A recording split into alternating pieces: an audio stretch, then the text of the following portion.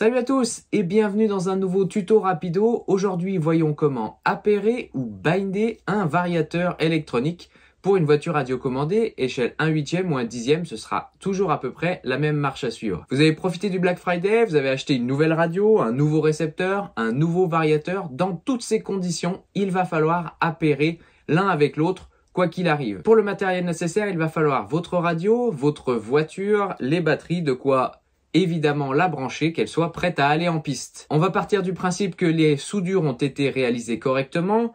Le fil du moteur A sur le point A, le fil du moteur B sur le point B, le fil du moteur C sur le point C et la connectique plus et moins de manière correcte. Faites bien attention à vos câbles, évidemment ça arrive très souvent d'avoir des inversions de polarité, donc faites bien attention à ça. Aujourd'hui, je vous propose aussi les petits bouchons Connect qui vous permettent d'éviter ce genre de tracas au quotidien. Passons maintenant au vif du sujet. Tout commence avec la radio. Nous allons l'allumer. Si c'est un nouveau récepteur que vous avez acheté, il va falloir évidemment appairer ce récepteur. Ou si c'est la radio, soyez bien sûr que le récepteur est appairé avec la radio. On verra dans un autre tuto comment appairer ce récepteur avec la radio. Ici donc, parlons du variateur uniquement.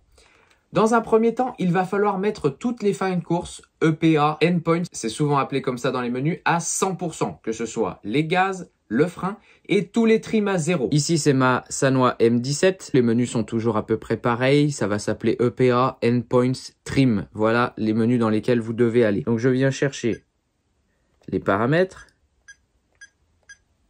dans base ici et je viens chercher TH pour les gaz. Donc, vous voyez ici, EPA H, l'accélérateur à 100%, EPA B, brake à 100%. Je suis prêt à faire l'appairage. Je branche ma connectique.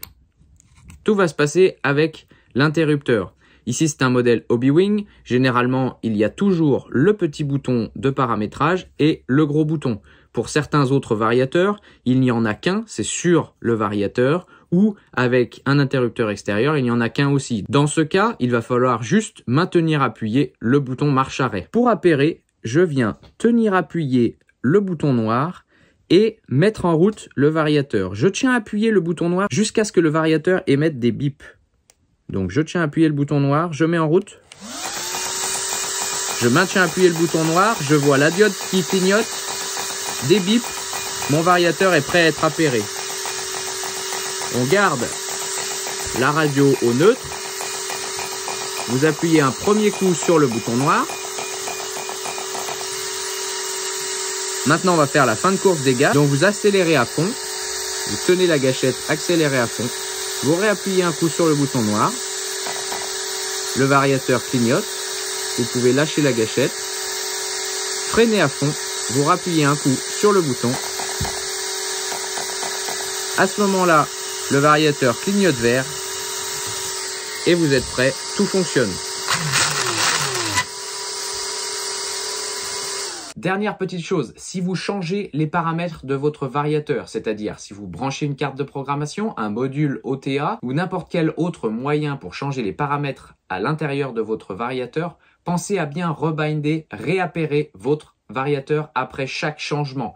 Donc c'est bien revenir dans la radio, revenir aux fins de course à 100%, refaire la même procédure avec les boutons et ensuite revenir avec les paramètres d'EPA, de fin de course, de endpoints que vous aviez avant, pour revenir avec le même feeling en piste. Et voilà, vous êtes prêt à partir en piste. À très bientôt pour un nouveau tuto. Ciao, ciao.